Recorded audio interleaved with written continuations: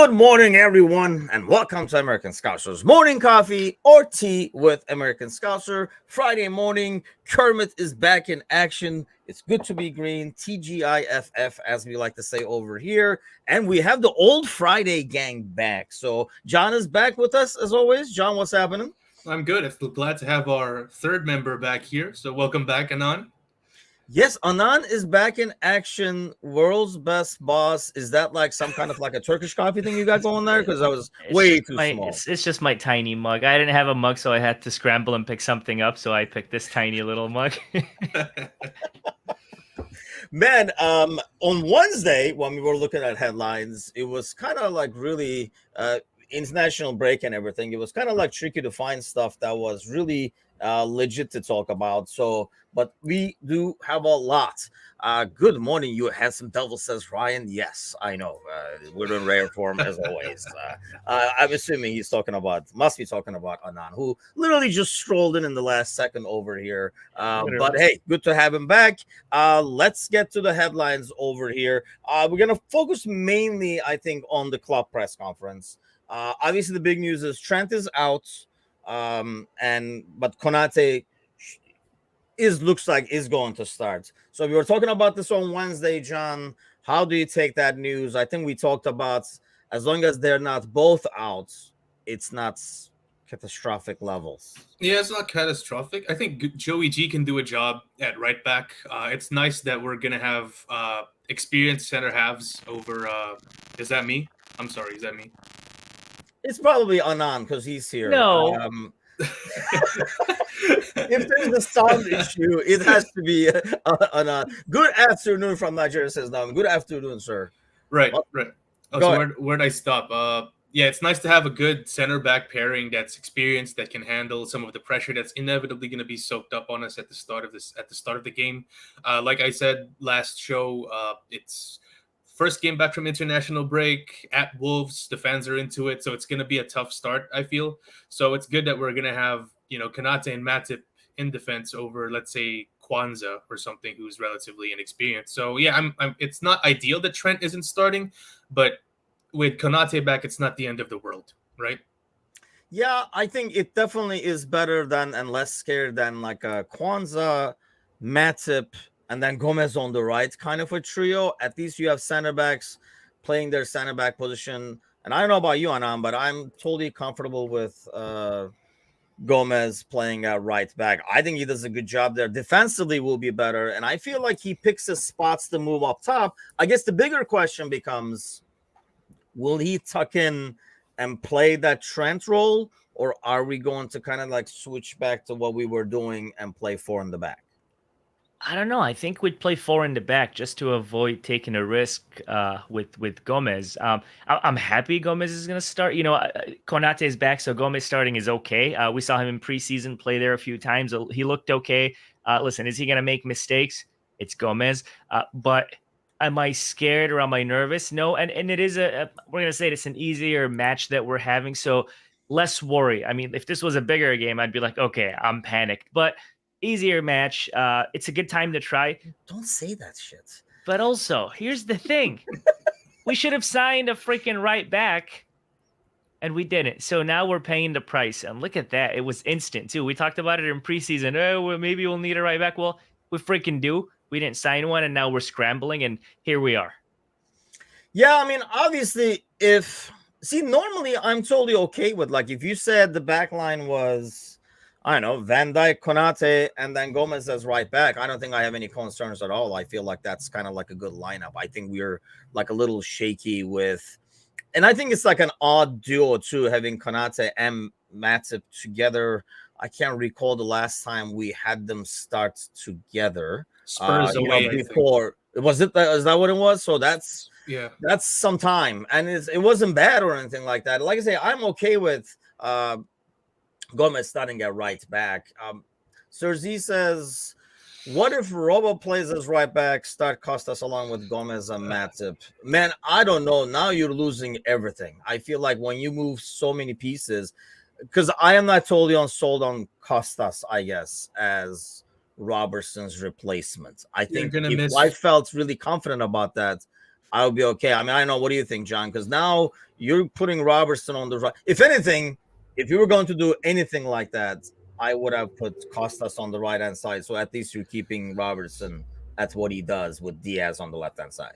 Well, I think Robertson on the left, his delivery from crosses there is going to be a massive miss. Like, Tsimikas is all right, especially against lower tier opposition. I wouldn't say Wolves are lower tier opposition considering the magnet. I mean, I'm just trying to be like, I saw Anon's face. I'm just trying to be humble here, man, because it's not United. I mean, everything is going against everything is going against us here. Early kickoff, we never had a good record, considering last season. So I just want us to be at our absolute best. And I think wasting Robertson on the right is what it is. It's too much of a waste.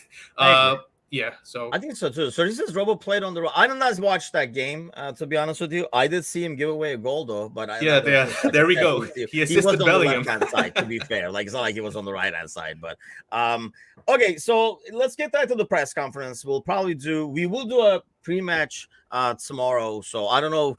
We have some people on the West Coastish, so they might not even be going to bed and just jumping onto the pregame show, but. Let's get to some of the topics that were addressed of course, we're going to get to this. I mean, with great joy, I think, Anan sent me this. But, so he talks a lot about Henderson, Anan, and kind of confirms that conversation happens with Hendo. And he says, he said he read the interviews to form his own opinion and stuff. And then he did have that conversation, and he did tell basically Hendo that, hey, you're not going to be a regular starter. And he thinks Henderson took that as you're not valued. Where do you stand on that? Are you buying any of it in terms of Henderson making that the main reason? Because obviously money is not a motivator for Hendo, as we all know. Okay, I haven't said this in a while. It's generational wealth. So, yeah. Obviously, they had the conversation. Obviously, Jurgen was clear with Hendo. And listen, whether he had the conversation or not, Hendo kind of knew that we're in a rebuild season. We're trying to do all this. And then the money that doesn't matter came in. And it just, it made sense. It made sense. I know Hendo said if somebody asked me to stay, I would have stayed. Here's the thing.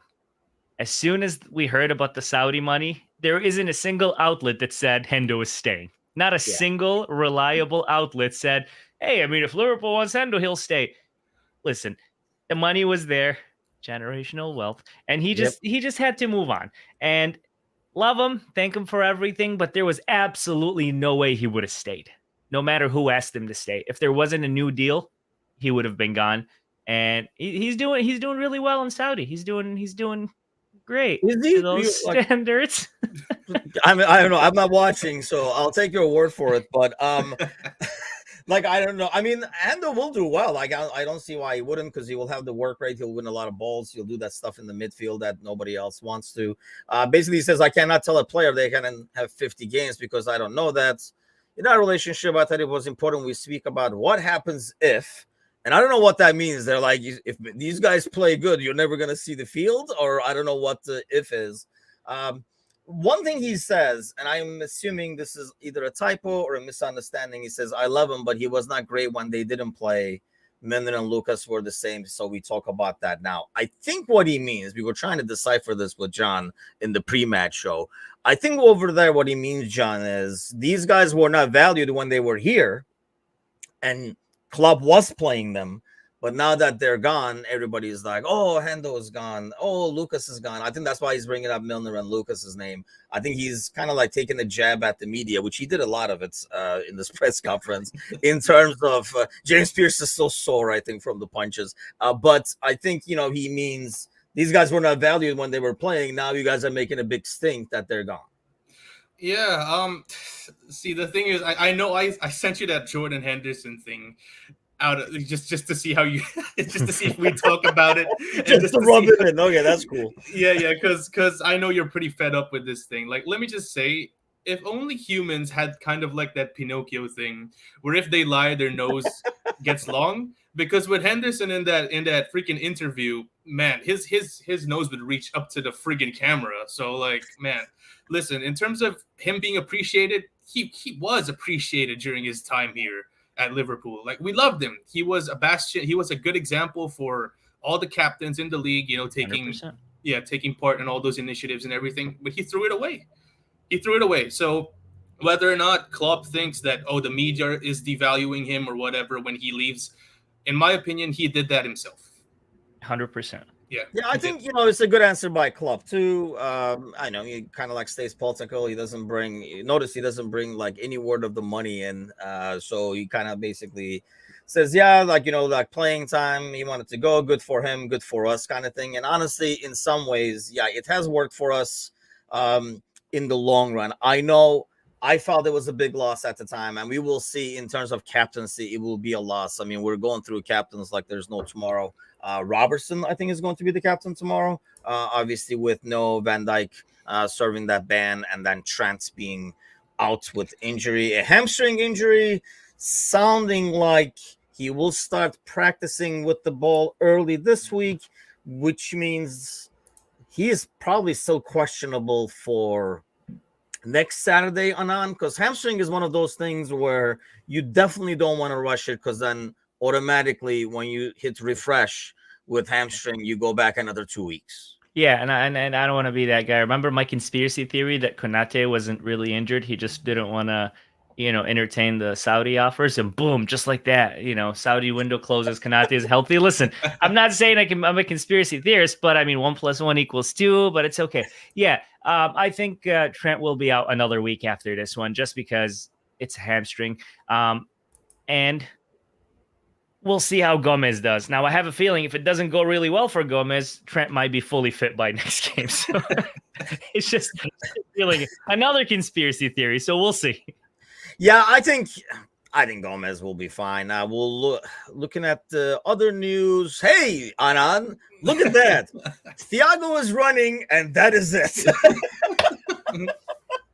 Yeah. Thiago's life in a nutshell. Konate trains for 2 days. He has not. It's kind of like scary that he has not seen. He made a point of like having not seen the South Americans yet. John, I kind of take that as more. I mean, they're there. Obviously, they landed like 5 in the morning, 9 in the morning. He just has not seen him. I know James Pierce like tried to get something out of him again, and he kind of like snapped back at that, because how many times can he say it? And he's been, I mean, I don't blame Klopp. He's like, I mean, he can say it till he's blue in the face. It's going to happen anyway. So what's the point of arguing? But any concerns about maybe, I mean, we're assuming Nunes is not going to start mainly due to the injury. So I don't even know if Anana's going to turn the game on now. No Thiago, no Nunes. But like Diaz and McAllister, I guess, will be 2 names. Are you concerned about their starting status, if you will? Well, if they start, that's great. But if they don't, like for Diaz, it's all right, because we do have Jota who could play on the left. So it's not the end of the world. If we have him coming off the bench with Jota starting, that's not too bad. Now with McAllister, a little concerning, because I would like to see him continue his good play, continue that momentum. But then if Jones comes in as his replacement, that's not too bad either. Like, I think Jones has been good to start the year. Not too flashy. He's just been doing the solid things. Yeah. So like more from him, and to pick up that momentum coming in. So it's not the end of the world. I hope my concern actually is Alisson. I mean, he didn't play, right? But then you'll never know. So I just hope he plays, right? Yeah. Like, I would think, like, even if he rolls out of bed, you kind of like starting Alisson. Like, if he's landing off the plane and like picking him up from the airport straight to the game, you're still, I think, playing him. And I mean, there was a story about him not playing at the national team. And I mean, I guess it's kind of like a tough deal for the Brazilian national team as well. At this rate, the captains are dropping. Won't be long till Nunes is captain, says Serzi. Yeah. Thank you for support. We can only, and I can only dream about that happening. But so we'll talk about the lineup. I know, like I say, we're going to do the pre-match tomorrow, so we'll know a lot more once the squad comes up. But let's do a prediction real quick before we move on to some other headlines that came across our way. Now that we know more, John, because it was pure speculation mode on Wednesday, Give me your starting 11. Starting 11. Okay, so Allison, Gomez, Matip, Konate, Robertson, Endo, Jones, what's his name? Soboslai, Salah, Gakpo, Jota. Ooh, okay. Yeah. Man, you made a lot of changes there. Anan, what do you have going there? He's starting a Carling Cup game, or he's throwing it back to 2012. McAllister starts, Sobo starts, Diaz starts. I know Jurgen said he didn't see the guys, but they start. McAllister had a great shift in the Bolivia game with all the oxygen levels. They were on oxygen tanks after the game and before the game. Looked really good. So I think McAllister is back. I think Diaz starts for sure, and definitely Sobo. So I don't really see that many changes. The only big thing I see changing, obviously, we know that Konate is back, and we know Trent is out. But that midfield is going to be McAllister, it's going to be Jones, and it's going to be Sobo. So that's really nothing to worry about when it comes to the South American guys. I hope you guys are right. I'm just like, because Klopp has always been cautious, right? So he kind of like tends to be a bit more conservative with some of his lineups. So hey, let me be conservative, right? Yeah. We need one guy. Yeah. You guys think the fixture makes a difference? Like, does he play it safer knowing it's Wolves? Or I mean, that's the thing with the Premier League, and especially with this team. I feel like we sometimes play down to the level of the competition. So that's honestly like my biggest fear of this game. Is the fact that, well, aside from the fact that it's like an early game, is the fact that, I worry that we're going to start flat, thinking it's Wolves and it's going to be similar to the Bournemouth game start. That's probably my biggest concern. Do you think, Anan, that Klopp looks at it any differently, or he realizes the danger of, I think, starting the lineup that you're talking about, which I think is the lineup as well. You replace Nunez with Gakpo, and then obviously Konate is coming in the back, and then Gomez shifting to the right. I feel like that sends a better message to the team that this is freaking serious. Get out there and continue what you were doing, as opposed to doing too much rotation. Right. And that's what happens. I think we start strong and then maybe start taking these guys out halfway or, 60th minute to rest them. Makes sense. But I think we start strong. I think we go all out. I think we get a few goals between early in the first half and early in the second half, and then get comfortable. I think this is a season where I said this multiple times in the summer and now, but this is a season where we're seeing a more vicious Jurgen. We're seeing that Jurgen, that heavy metal football Jurgen, that angry, like, go get it. So I don't think we drop down our level, especially because it's Wolves. They're a little tricky. We come in and we're like, they're going to be shit. And then they turn out to be prime Barcelona. Yeah. So I think we start strong, we go strong. And then halfway or 60th minute or so, we start seeing those changes happen. We see the endos. We see, the changes that John is talking about. Do you guys do you guys think we see Gravenberch at all? 10 minutes, if that's, I mean, depends on how the game is going. I think if it's like the Villa game, I think you see him come in like 15, 20 minutes.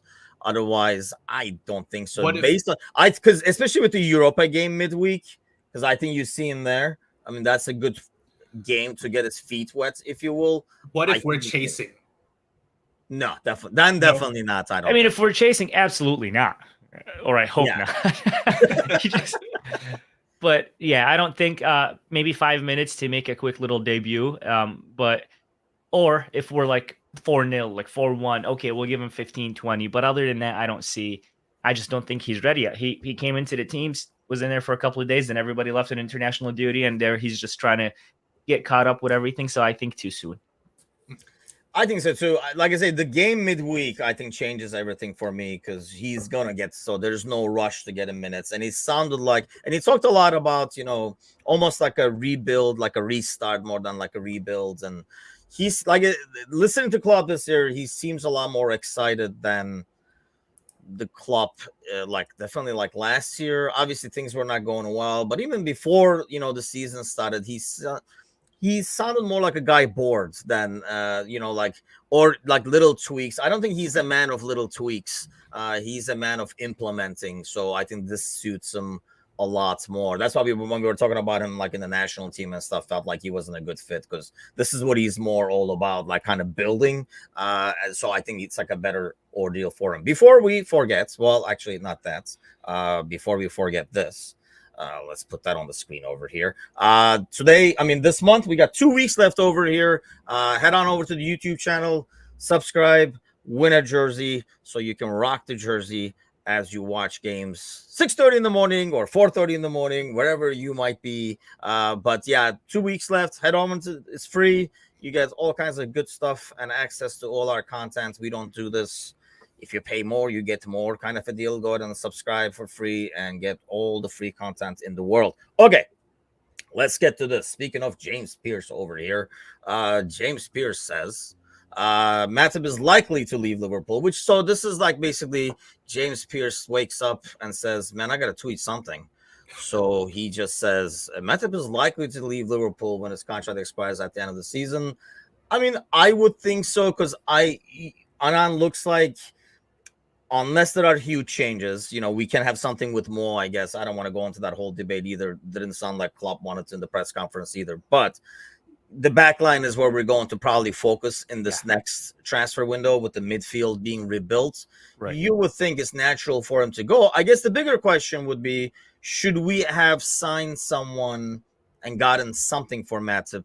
You could have probably gotten like 5 to 10 million, send him to like Turkey or Saudi Arabia or something. Yeah. I mean, this is Pierce trying to stay relevant. So tomorrow he might tweet, Jurgen Klopp wakes up when his alarm goes off. He's giving you the obvious. So Matip is likely to leave when his contract expires. We knew that last year. Yeah. So should we have sold him and made some money off him? Absolutely not, because we have nothing that we can rely on right now. So yes, use him till his contract expires, and then when his contract expires, he goes. I mean, we lost Bobby Firmino on a free contract. We're not going to be too worried or panicked about losing Matip on a free transfer. So yes, we thank him for everything. His contract expires. We're okay with him moving on. He's okay with moving on, and life goes on. Thanks you, James Pierce, for stating the obvious. Please tell me who else is going to leave when their contract expires. I guess, yeah, James Pierce must be the only Liverpool fan who can't wait for Klopp to leave. Yeah, I think so. He was like, man. And, it's funny because he was from, like, the heights of being followed in the team when it was with, like, the Echo and stuff. I'm assuming he thought it was, like, a really good move, but kind of, like, really distanced them from the club. And he has written some stuff, I think, that's kind of, like, rubbed Klopp the wrong way. So now he's in the what pisses me off about Pierce? He writes these articles. Is it for the Atlantic? Athletic. And then I'm like, oh, that sounds interesting. I click on it, and I got to pay $10 to read the article. Pierce, what are you doing? Got the money for Athletic. Why would I pay $10 to read an article about you talking about some people in Boston? Like, Pierce, what is this? That's why nobody likes him anymore, because of the $10. The biggest thing is he's lost the contacts, it feels like. Like, he doesn't have the inside info like he did before. And yeah, like I say, he keeps rubbing it. I mean, this whole Matip thing, obviously it's like natural news. I guess the question keeps coming back to, and we talked about this a lot, especially on the Monday night podcast, is do we keep wanting to let people leave, like basically play out their contracts instead of getting something for them? Like, instead of letting Matip leave at the end of the contract, why not look for and sign a center back that's for, 15, 20 million, much younger, and have half of it paid off, John, by selling Matip, as opposed to now getting nothing for Matip and still having to go sign a center back. Yeah, it's kind of tough to think about it, because Matip had a poor season last year. So if we sold him last summer, everyone would have been like, all right, that's fair enough, because he's clearly past his best. So it probably would make sense to do so. Now, I think Jurgen's sentimentality plays a little bit into this, like compared to Pep Guardiola, let's say, who's like his biggest rival. That's one thing I think that separates the two of them, is that Pep is absolutely ruthless. He'd throw away a player, even though that player was good like a few months before, throw him away just like that if he drops even 1%. But, with Klopp, like we saw this with James Milner, who wasn't really playing as much, Klopp would persist and even ask, management to give them a new contract. So I think he feels the same way with Matip, who was like, even though for those who don't rate him, you have to admit that he was a massive part of our success, arguably Virgil's best ever partner. I have him over Gomez. So yeah, I think that's why. I think that's why Matip has been staying this whole time. Klopp. I mean, I guess the thing could have been like the replacement cost is not worth losing him, especially trying to work a new center back into this equation kind of a deal. I just feel like year after year we let way too many people kind of like play out their contracts instead of getting something from. I guess January is around the corner, but by then you're not gonna. I think at that point, you're only gonna get 3-4. Then it's not worth it. I feel like based on like the prices I hear, like on Turkish side of things, when they're trying to get some leftover Premier League players to the Turkish league, the prices are like 8 million, 10 million for fairly average guys who are like playing for like Leicester and stuff, not even the Premier League, in the Championship. So I think we could have probably gotten like 8 to 10 if we wanted to. By January, that becomes 3 to 4. So at that point, it's probably not worth it. And it's probably good to know that come January, he can negotiate with any teams for free now. So that's another thing, yeah. So like at this point, we know he's running out. That's why I'm like, Pierce, really? Come on. What kind of article? Like, what are you saying? Like, this is the obvious. It's like, you got to tweet. Consistency is key. That's if you ask James, that's what he's going to say. So I say Matip come January starts negotiating, goes off to Saudi Al Ittihad or like Al Hilal or something like that, and it is what it is. We got to start looking at. To be fair, even though we be selling a lot of players for free, our net spend still looks pretty good. I mean, didn't we get Matip for free? Yeah, I think so. Yeah, I think we got Matip for free. So Jurgen's like, easy come, easy go, and he just he's gonna let him go for free. So I just feel like we do this all the time, and you got to kind of plan ahead a little bit better. Hopefully, we'll do that. I mean, it makes a big difference when you move your players. Like, let's face it, if Saudi League didn't come knocking, Fabinho is probably playing in his out of contract, and you're not getting the 40. If somebody doesn't come in and really pry them away from us, we like hang on to him for dear life. But obviously, you got 40 for him now, and look at what you were able to do with that 40. Basically, I mean, we only paid 35 for McAllister, so it's like a swap that would never happen. You would let normally Fab go, and you would basically you would have to pay from zero for like McAllister or whatever. Yeah. So that's why Matip for 5 million. 5, says Sir Z. Okay, we used them enough to make that 5 back. We're good. Yeah. Oh yeah, I mean, use them abuse. I love Matip. I don't know if you guys know this, but Fabinho is like now a Saudi League meme.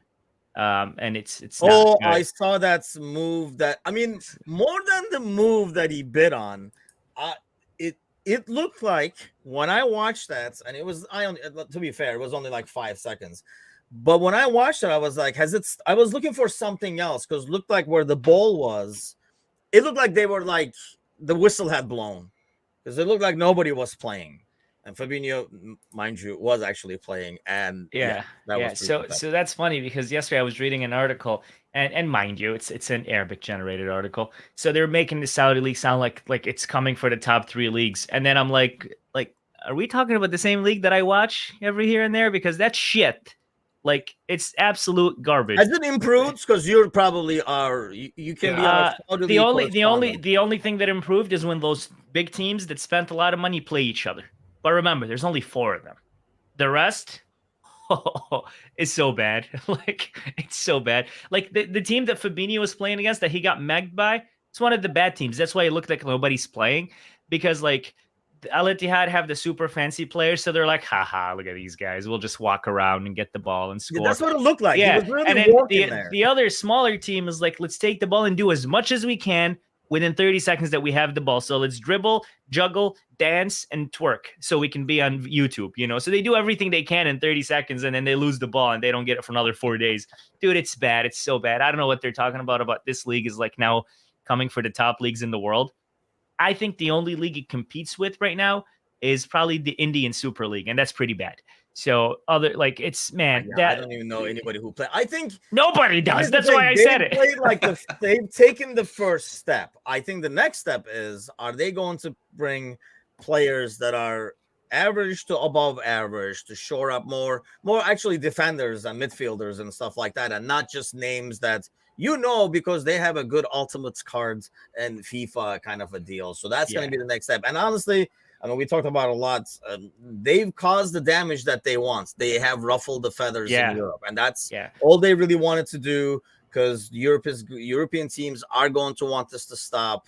and whatever it takes. What do you guys need? Do you guys want a team in Champions League? Done. Just leave us alone, kind of a thing. I think is the way we're going. Sergi says Everton would struggle in that league, but yeah, Everton would struggle in my backyard. Dude. Yeah, exactly. Yes. But let's get a couple more other headlines in. We talked about this, I think, last week, John. The whole Sancho ordeal that's happening at United. So he's being trained, like he's doing his own personal training kind of thing. Basically, I mean, to summary, if you have not followed the story, after the game last week, Ten Hag pretty much said he doesn't practice hard and he doesn't do it. And then Sancho tweets out saying, I do it. And now they're like, apologize. He's like, I'm not going to say I'm sorry. I meant every word. They're like, then you go practice on that field over there. What do you make of the ordeal? I mean, I guess in some ways, I think while we enjoy loving the drama and watching it from far away, it feels like this is the only thing clubs can do now. If you spend and fork out a lot of money on someone and they're pouting and not doing the job. Yeah, it's a tough situation for Ten Hag. Like, obviously they didn't start well. I have to say that again, right? I love saying that. Obviously United didn't start well, and they lost to Arsenal in that very heartbreaking manner. But I digress. Sancho is a talent, but it looks like he's not that kind of talent. He's not like a Mo who would absolutely work his socks off every second of every time a football is on the ground or whatever like that. So I think Ten Hag is trying to establish some sort of culture there, and regardless of if you're this big signing that came in from the previous regime, if you're the star player, like I feel like you have to abide by that culture. So I kind of am on Ten Hag's side here. Whether if you're not going to cooperate, there you are. You're going to be on the side. You're not going to be part of the team. Now, is it a bit childish? A little, kind of like, oh, apologize. No, I'm not gonna apologize. All right, you go there. So it's a bunch of kindergartners like doing everything, and like it's like the team like airing out their dirty laundry for everyone to see as well. Like for me, I'm with Ten Hag here, but I think the best thing that he could have done here is to keep this in house, and he threw that away by mentioning it in the press conference. That's what I didn't like. Yeah, and I do understand that because he could have probably. I mean, obviously he starts it, right? He throws him under the bus, then Sancho. But at the same time, I think it is a little bit childish because it does sound like Anand. Sancho's acting like a spoiled brat. Okay, so this is what this one's gonna be good. United fans are gonna love this one. Right, here we go. So Ten Hag is a douchebag. Okay, and that's how I'm gonna leave it as. He is. Listen, let's start with going to Sancho. Sancho came in as this big money signing, young guy. This is what happens when you get a young guy that moves in a big move. They're a little arrogant. They're a little cocky, but Sancho is a very good player. He's extremely talented. I wish he was at Liverpool when he made that move. When he made the move, yeah. So, but here's the thing. Ten Hag has had this reputation that he's just a douchebag. He goes out to the public and he talks about players and essentially he belittles them. This is a guy who did not belittle or talk shit about Mason Greenwood, knowing what he did. Fair. But he's coming for Sancho, saying he doesn't train, he doesn't this, he doesn't that. That is unfair. And what sucks is this is a narrative that we only see one side of it because in our eyes, the fans of football, we only know what the coach sees. So he says he doesn't train, we got to believe him. Absolute bullshit. I think that's a form of bullying. I think that's his way of trying to get a fire going under him, and it didn't work. It backfired. But look what he did previously to Ronaldo. Look what he's doing. He's a douche. He uses the media. These are both guys. I mean, you say Ronaldo. I think that was well deserved as well. Again, was it deserved or not? I'm not going to. What I care about is keep it in house. Do not put it out to the public. Do not say it in a press conference. Respect. These kids go through mental health issues too. And I got my coach talking shit about me to the media. And now I got to respond. Sancho responded because he was fired up. He was angry. He wasn't happy. He had to defend himself in the eyes of people. So Ten Hag is a douche. He's a bully. And if he was truly somebody who cares about the development of people or respects the team and the culture, first thing he should have done was when that Mason Greenwood bullshit came out, he's like, he's out. I don't want him on my team. Instead, he stayed silent, loaned him out to Granada with an opportunity for him to come back, where he could come back and play for United. What culture do we care about if this is the example we're setting? Ten Hag is a douche, and I'm glad he started the season this bad, and I hope it only gets worse for him because small clubs like that deserve shit like that. Yeah, see, I disagree on that. Thank you. I disagree on a bunch of them, to be honest with you. I disagree on the fact that I want the manager to be honest. And he was asked. It's not like he came to the press conference and said, by the way, guys, check this out. Sancho does not train. They were like, well, he was not in the squad, and that was his punishment in-house, right? For not practicing. And here's another thing. Sancho has a story of this. Like, he's done this in Dortmund. He's done this before. This is not like, oh, he came as a big signing and became an ass. And not to mention, Ten Hag is not the one who signed them. And so that's why when a player does that, you got to kind of do something as a manager. You want your manager to set the record straight, and you want your manager to be honest in some ways. And he said, hey, if he performs in training, if he trains better, he'll be in the squad. And then Sancho comes out and is like, I do train good. I think that's kind of like a spoiled brat thing. And when you disrespect and say, call out the manager publicly, going back to what you're saying, John, I think, yeah, I do want you to come and say, yep, sorry, I overreacted. I'm going to do what's needed to make it into this team. And if you're not, well, then you're not going to be part of the team. I do agree with Greenwood, but I am not putting that on Ten Hag. I don't think Ten Hag has any pull with what happened. Because if Ten Hag had any pull with moves in United, I don't think Ronaldo goes back to United in the first place, because I don't think that's a move he wanted. And I was totally okay with him calling him out or getting rid of him, because if a player is not doing what you need him to, then get the hell out of here. It's impossible to build a team. I mean, we enjoy this misery more than anybody else. But, you know, if you don't back the manager, if Liverpool kept Sacco and said, no, we're not sending him, I think we were talking about that, John, like you brought up that name in terms of the culture, then I don't think Klopp can build a culture that he wants if the club constantly overrides what he's saying. Where do you stand on this whole ordeal? Yeah, apparently, Anand doesn't like Ten Hag. Just real quick. Him selling Ronaldo started the most jacked up domino effect in the world. We almost lost Mo Salah because of that. So don't even go there. That is true. Go ahead, John. Yeah, I think there has to be a balance, of course. Like both of you guys put up some really good arguments. But I think ultimately I do think Ten Hag should have just started things off with not making it public. Then maybe have spoken to Sancho in private and stuff like that. So this wouldn't blow up the way it did. Like, obviously, again, we're enjoying this because it's not us, it's our rivals. But if it was a player, playing for us, like that whole Sacco thing, it happened really quickly and instantaneously. Yeah. Like, we didn't know about it until he just got loaned out. So I feel like that should have been, the course of action that United would have taken. But hey, if here's a difference though, we didn't sign Sacco for freaking like 85-90 million. Yeah. That is true. But then, Sancho didn't come in during Ten Hag's time. Yes. Right. So right. And United, they have the money, contrary to what their fans say, they always have the money to buy a replacement. So if they sell Sancho for 20 million after this, it's not too big a hit for them. They can find an easy replacement. See, I don't think they want that hit. I mean, that's the problem. But here's the thing. We're assuming, like, I don't know, I kind of like give more of the benefit of that maybe to your douche over there in Ten Hag there, Anand, because I feel like when he's asked at that press conference, we do not know if that conversation didn't happen. Like, everybody's saying, like, why don't you just go to the player and talk? Obviously, the guy is not even in the squad game day. And I'm sure that conversation has happened the moment that gets announced. If it hasn't happened before, I would assume that conversation happened multiple times. So what is a manager to do when you're a big money guy that everybody is going to ask about? I don't know. Okay, let's say it this way. If Szoboszlai does not play, and it's not even in the game squad, Klopp will be asked about, hey, what's going on with Dom? Why isn't he even in the squad? If, I don't know, Besetic doesn't make the game day squad, nobody's going to ask, nobody will follow up on that. When you come with big money, people are going to track that, and they're going to want an answer. I just think the question that triggered the Sancho question, listen, conspiracy, ta-da, was cooked up and prepared, because who cares about Sancho? When was any reporter worried about why Sancho isn't playing? He hasn't made any sort of impact. Well, they had just lost, that's why.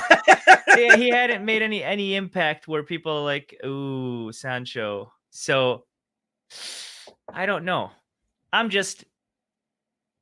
Best way to put it, Sancho is immature. Sancho has a lot of growing to do. Sancho hasn't delivered for the price tag, but Fraudiola, the fake Pep, is a douchebag. Oh, I'm not disputing that. Like, I'm not saying he's a great manager or whatever. I don't think that's the problem they have, though. I mean, are they really constantly hiring bad managers? It's just a bad situation. Nobody's going to do anything. Ryan says he didn't have to answer. That's what I'm saying. Or he could have said he didn't train and leave it at Okay, that. so give me an answer then. You're in the press conference, Ask right? me. Your $90 million guy is not even in the game day squad. So I'm telling you, I'm asking you, hey, why wasn't Sancho included? Sancho wasn't able to make the squad because of training this week. He didn't train with the team. Or how about this one? How about this one? That's what he said. No, he said he hasn't been training properly. He hasn't been training good. Well, he said he hasn't been training not well. good. Well, okay. He missed 2 days of training, and we thought it would be better for him to stay on his own and continue to train on his own. How about this? It was a game time decision, and we didn't see that he would be in great shape for this game. How about this? He's not fully fit for this game. How about this? I'm a douchebag manager. All these are great answers. Because I'm a douche. No, don't throw the kid under the bus. John? See, because Anan is promoting lying over here. So I mean, the dude is at practice. His whole life as a manager. It's not like he didn't show up. Ryan says that's between us. Like, yeah. Not everything. I want to watch Ryan's press conferences, by the way. Yeah, for me, not everything has to be revealed to the press. Like, if you guys have issues with each other, for the benefit of the entire squad, maybe it might be best to just lie and then tell them that, tell them a white lie in order to cover something up. Because United again, they haven't started well. They haven't played well.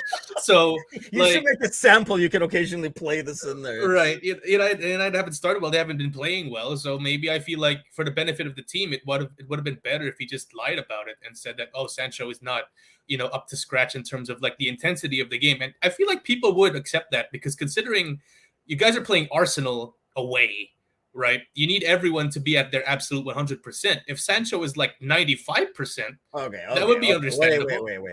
So Szoboszlai does not play the first 4 weeks of the season. I'm asking you what's happening with Szoboszlai. And you're going to give me that, and you think nobody's going to make a stink of that? They're going to be like, oh, okay, then that's fine. Well, they're going to make a stink of anything. We're going to be like, why the hell? We paid a ton of money for this guy. Why is he not playing? I understand the keeping it in-house thing, but I get the sense that this has been in-house all this freaking time. It's not like Sancho was shocked when he heard this. I'm sure he has heard this before, is my thought. If he hasn't, then, yeah, I'm with you guys. I totally agree. But don't you think, John, that if it's a high-profile player and he does not play, he's not even in the game day squad, would you, as a Liverpool fan, take an answer? If Nunez is not playing, he's not even in the game day squad. Oh, hold on. I said Nunez, and Anan's ears just perked up. So, yeah, that's a good one to ask you. But let me ask John first. If Nunez is not playing consistently for basically not being on Klopp's good side, wouldn't we as Liverpool fans want to know why, especially if you're struggling with the results? Yeah, we'd want to know why, but then I also wouldn't expect a straight answer, because first of all, me personally, if something happens to my team and then there's something that the coach does that I disagree with, obviously everyone would want to know why. But again, that doesn't guarantee that we'd get the answers that we're looking for. And I agree with Ryan here, just very straightforward press conferences, very... Well, no, Ryan is saying suck it to the answer. Right, exactly. Because these guys, whatever response you give, I believe it was Anon alluding to it, whatever response you give, you're going to get crucified anyway. So you might as well go with the absolute safest route, or something that's absolutely vague that no one's going to get. Yeah, no one's going to get. Okay. So it's just whatever, man, because if you don't perform, then you're already being crucified anyway. So it's just a continuation. If you do perform, then well and good, your gamble paid off. Okay, let me flip the scenario then. Anan, since you're the one calling him douche. So let's say he gets on the press conference and says, oh yeah, he had a thing, so we decided this week, blah blah blah, right? And then next week this comes out because he tells him, and he's suspended from the squad and all that kind of stuff. I don't know if it'll be as escalated, but something's gonna happen, right? Shit is gonna hit the fan when he doesn't even make the game day squad. It's one thing not to get minutes. Are you going to come back then 5 days later and be like, yeah, you know what happened? Last week I lied. I actually meant to say This guy actually doesn't practice. That's why he's So- running by himself on the next field over. I now. think the way to handle this is start by de-escalating instead of escalating. The way Ten Hag approaches things is he knows he'll be in the headlines, so he escalates everything. Yeah, he comes with a flamethrower. Yeah, I'll give you that. yeah. So I don't like it. Right? I don't think Jurgen would do that. I just don't think Jurgen would do that. I don't think Jurgen would come out and be like, yeah, Nunez isn't playing because he hasn't been training. He's a piece of shit. Like, Jurgen wouldn't do that. So I know Jurgen was throwing Sturridge under the bus. We were talking about this, like Sergi was saying. I remember Jurgen's throwing Sturridge under the bus for basically implying that if Sturridge does not feel 100%, if he's only even 90, he does not play. Okay, that's very different than he doesn't train and he's lazy. And, that's, I feel like that's worse. That's basically saying he can actually play. Let's put it this way: Jurgen can do it, and Ten Hag can't. Let's put it this way. Jurgen is not a douche. Yeah, Jurgen's not a douche. He's a nice guy. I just don't know. I have a bad.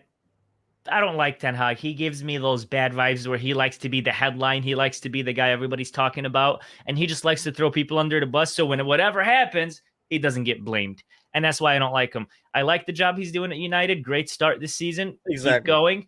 But other than that, I just don't like his treatment of players. Yeah, I mean, nobody loves to draw more than we do, obviously, because, I mean, I'm going to go to the next one now. But, I mean, it's like, yeah, I think, like, we kind of, like, agree to disagree. You guys kind of want him taking the high road all the time. And I want my manager to take the high road once, high road twice. At the end of the day, say it like it is, especially to a guy who kind of like maybe learns that lesson. You would think a player who is really dedicated to their craft would kind of react differently than saying, I do practice hard, John.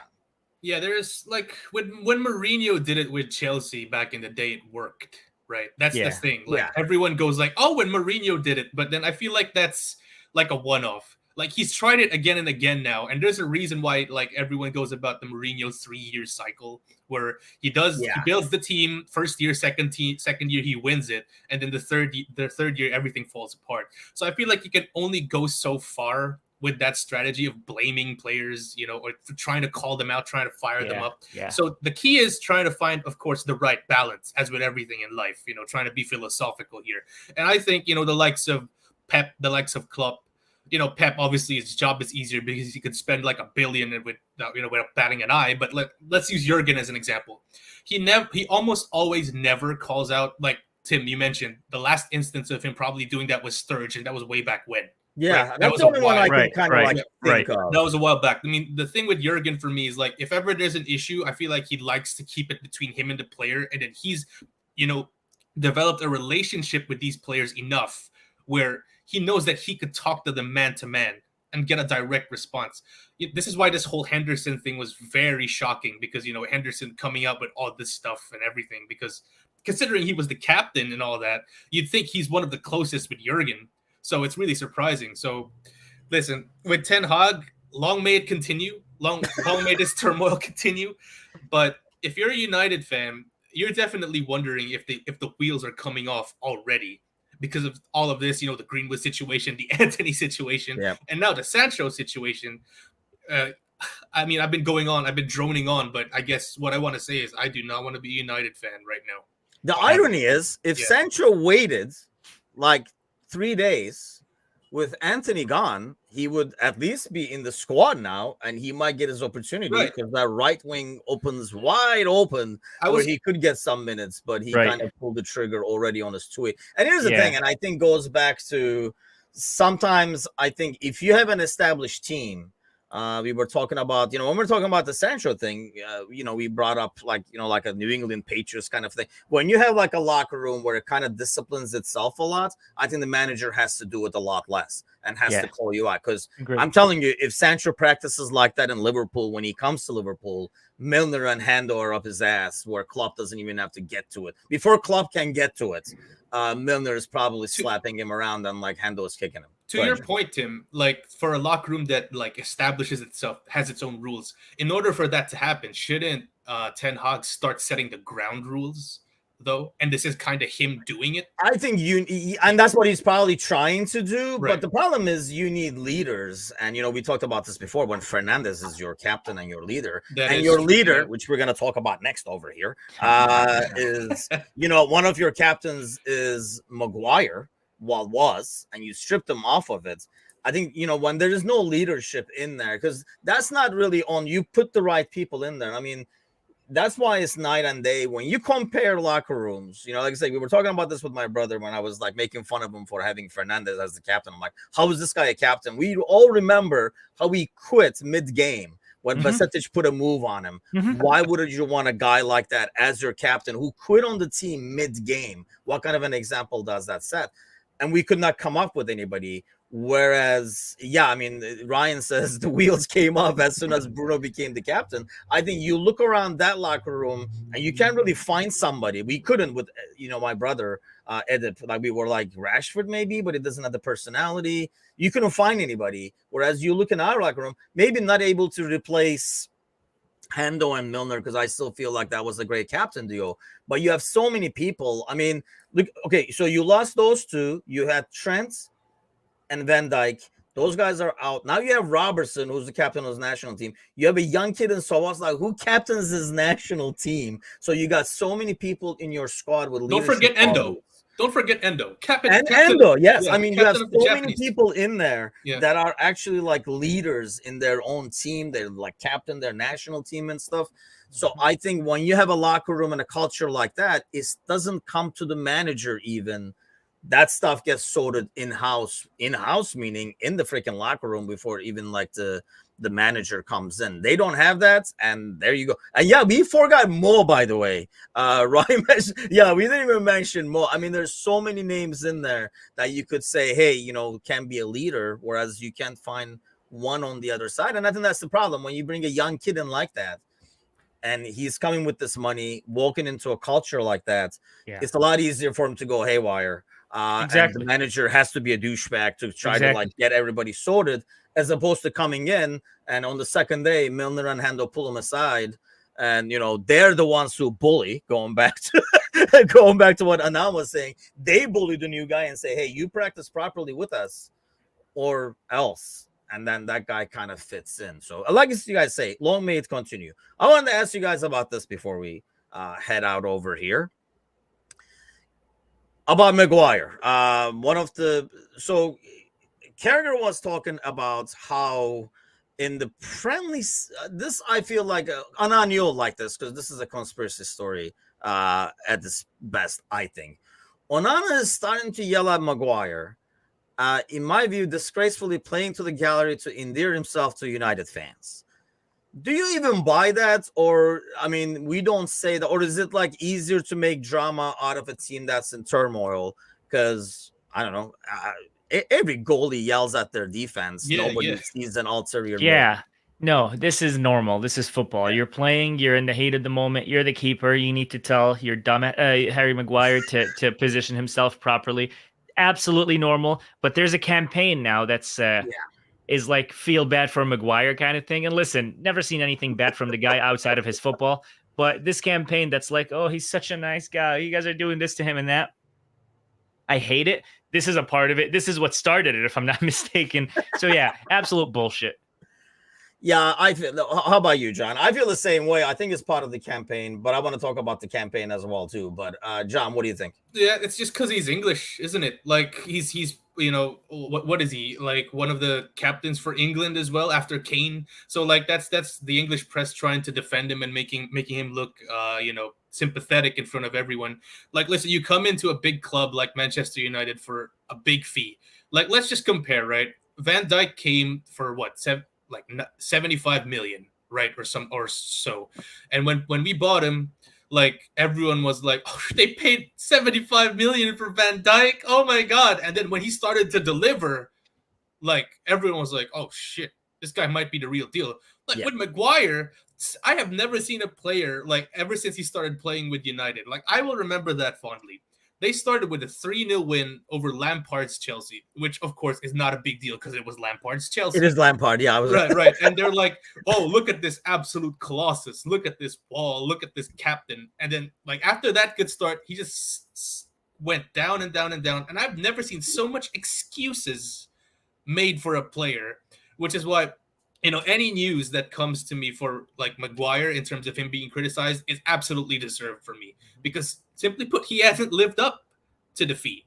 He was named Manchester United captain and hasn't lived up to the title. Yeah. So what happens there? He should get criticized. Plain and simple. That's it. Nothing more, nothing less. And I think he's just set up. I mean, I really think Maguire goes to a team like, I don't know, like a Burnley or a Forest or somewhere like that. And it becomes that guy that's in a pain in the ass when we're trying to open up that, right? Like his biggest head, he puts his big head all over the place when we're trying to get a goal at like Anfield, trying to break the deadlock. And he's a pain in the ass. But he does not, I think Alex was mentioning about like, like one of the top team, like going to Fenerbahce or something like. I don't think he's the type of center back who can play for a top team that has the ball a lot and is going to get countered on. It just does not suit him. So while he has not played, and maybe he does get over criticized because he has not even sometimes gotten the opportunity to play. And then, yeah, he has sucked when he has played. So obviously he's going to get the criticism.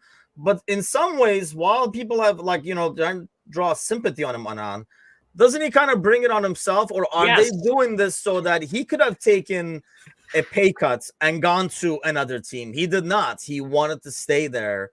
He has to know he's not a good fit. Or does he feel, is he so arrogant that he thinks, no, I am the man for the job? I actually think he's just clueless and he thinks he's good. And I'm not even being funny. I think he's clueless and he thinks he's good. And that's why it's funny, because at some point United fans were as clueless as him, like, oh, he's the best defender in the world. Like, yeah, what world? The Saudi League? Like, he is bad. and he's so bad, not even the Saudi League looked at him. And that just tells you something. But yeah, I think he genuinely believes he's good. And he genuinely believes he can be the one to carry the torch at United, be that new Rio Ferdinand, be that new Vidic. And it's not that. It's not him. You're not that guy. His mom came out yesterday and spoke to the press. I don't know if you guys saw that. No, his mom issued a statement. Mom press conference. Yeah, his mom issued. This is part of the Maguire campaign. His mom issued a statement that he gets essentially bullied, and he's guys, he's bad. That's why he gets bullied. I mean, it is what it is. But again, he's playing for United. The team has been having problems since Alex Ferguson left. They have no leadership. They're just handing the captain's armband left and right. Now it's Bruno. You've got guys like Ten Hag that are bullying players. You've got kids like Sancho that are confused. You've got people like Mason Greenwood that are essentially being given another chance. The whole team is in turmoil. We're not just going to look at freaking Maguire. The whole team is absolute garbage, and Maguire is just a dumpster that everything sits in it. So it doesn't surprise me one bit. The guy thinks he's good, and freaking Southgate thinks he's the best defender in the world, which blows my mind. It's because he fits Southgate's style, I think. Like you were talking about, Tim, where he looks really good in a back five or something, or like in a low block where he's protected. Yeah, where he's protected. I mean, he'll defend really well when he doesn't have to defend because there's 4 other defenders defending. Yeah, exactly. I'll do a good job too. Right. Yeah, I mean, I think he's like he has to play in a system where I'll be in the middle. I head everything out. Like people are like Nat Phillips puts his head in everything. I mean, I feel he's like a glorified Nat Phillips. Only costs like 10 times more or what, 15 times more or whatever. And I think that's the issue. And he has not helped his cause by coming out and saying, well, every manager picks me, so there must be something they know. Your price tag. Your price tag is the problem. Before we head out, and like I say, we will have like the pre-match tomorrow. Real quick reminder here to go and subscribe to the YouTube channel. I hate doing these, but it's a good chance for everybody to win a free jersey, and why the hell not? Head over to the YouTube channel, hit a quick subscribe, and press the buttons down here as well, like the like and everything like that. It does really go a long way. You guys would be amazed, to be honest with you. But so real quick prediction time over here before we head out, and we will talk a lot more once the lineup comes up in the pre-match tomorrow. Give me a score prediction for tomorrow, Anan. 4-0. 4-0. That could have been 5-2, so I don't know which way. 4-0. You rarely see somebody doing this for a 0. Yeah. I thought it would be like, okay, Anan, what do you have? I got 4-0. John, what do you got? You threw me all off, man. 2-1 heart attack win. God damn it. He hasn't been I'm so sorry. early for the I'm sorry. I'm just not supremely confident tomorrow. He's pretty worried about this. Yeah. The good thing is by the time we wake up and do the pre-match, the game will start. I won't have as much time to be worried about it. Yeah. It's not like a noon game where you're gonna dread the entire morning kind of thing. I only worry about the fact that it's an early game, to be honest with you, more than anything else. You were about to say something, Anand? Before we wrap up, there's a quick, I know it's maybe the platform for it or not. I don't know if you guys know this, but Libya, my home, has been hit with one of the worst hurricanes and water and floods. The city of Darna is now completely underwater. 20,000 people are expected to die within the next few days. Over 8,000 are dead now. So if you can, there's so many platforms out there where people can make donations. 25 cents helps, $1 helps, anything helps. People are dying, children are dying, people are living on the streets, on the water. If you can do something, please help the people of Libya. If you can't, just give them a prayer. And that's really all I ask for. I know this may not be the platform, but this has been hitting me for the last few days. My family, everybody that I know is not doing well over there. So if you can, any sort of donations. Do you have a lot of family back home? Yes. Are they safe or? Some are, some are back from them and everything. Yeah, some are, some are. Yeah. So there's there's well over 20,000 people that are missing that can't be located still. So it's been tough. So yeah, if you can make a donation to any of the platforms, just Google donations for Libya if you can. If not, just pray for the people because it is bad and it's only going to get worse in the next few days. Yeah, and honestly, I mean, this is definitely the platform for it. We've done it when, like Turkey had the earthquake and stuff like that. And honestly, I will add to the nothing against prayers, but even if you cannot donate, just share the news because there'll be a lot of people who are not even aware of it or aware of the severity of it. I think that's what usually happens. Like we find out about something that happens, but when you're a lot closer to the situation, like you are with Libya and I was with Turkey, you kind of know a lot more about the scope of it and what's needed.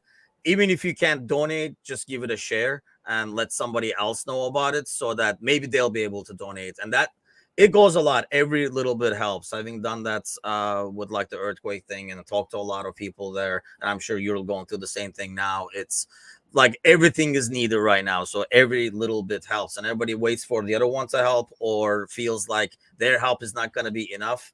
It goes back to the every drop makes the flood kind of an ordeal, just like every bit helps. So definitely, raise the awareness. We'll post a couple of links in this chat afterwards as well. If there's like any organizations that you recommend as well, Anand, just shoot a link over there. So if nothing else, people can share it and stuff like that. So sweet. Thank you guys. Let's do that. It's a lot more important than the other stuff, even though I go with Alan's prediction over here as well. Let's prioritize this. We'll talk about soccer in any given freaking morning over here. So see you guys tomorrow morning at the pre-match. Have a great rest of your day this Friday.